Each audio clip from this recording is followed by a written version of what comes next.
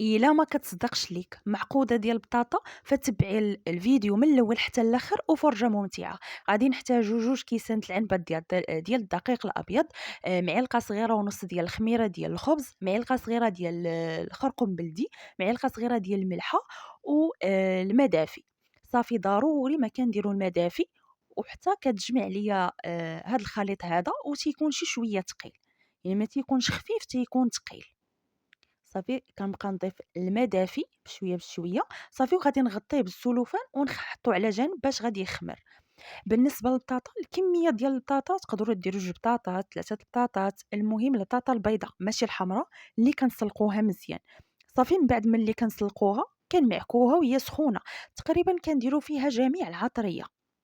يعني أنا درت الكمون، قزبر مطحون، الخرقوم بلدي، التحميرة، الملحة، الشرمولة اللي شاركتها معاكم، راه شاركتها معاكم راه غتلقاوها على حسابي في التيك توك وكذلك على صفحتي في الفيسبوك.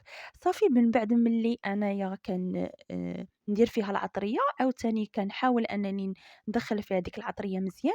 هنايا كندهن شوية يديا بالما وكنحاول نشكل كويرات ديال البطاطا، وكندخّلهم التلاجة أنهم يبردوا، نخلّيهم واحد ربع ساعة بحال هكاك.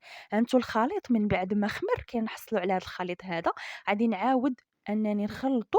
صافي وراه درت ديجا الزيت كيسخن.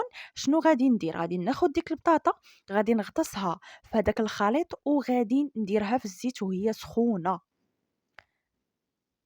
ضروري أن يعني ما نخدموش بالبطاطا وهي سخونة ونديروها في الخليط وعاد نديروها، لأ، خاصها ضروري أننا ندخلوها للتلاجة نخليوها حتى كتبرد تقريبًا واحد ربع ساعة، عاد نبداو نخدمو بيها، والخليط حتى هو يكون خامر. غادي نخليها لمدة ديال 10 دقايق حتى كتشد راسها في الزيت اللي كيكون سخون، عاد غادي نبدا نقلبها. أنا غادي نوريكم من بعد. صافي. هنايا صافي راه بدات كتشد راسها، خليتها 10 ديال الدقايق وكنبدا أنني نقلبها بهاد الطريقة كيف شفتوا حتى نكمل الكمية ديال المعقودة كاملة.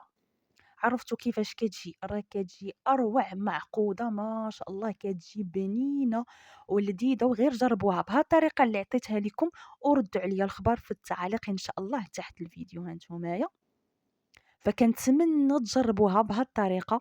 هانتوما كيفاش كتجي رائعة، كتجي مقرمشة ولذيذة.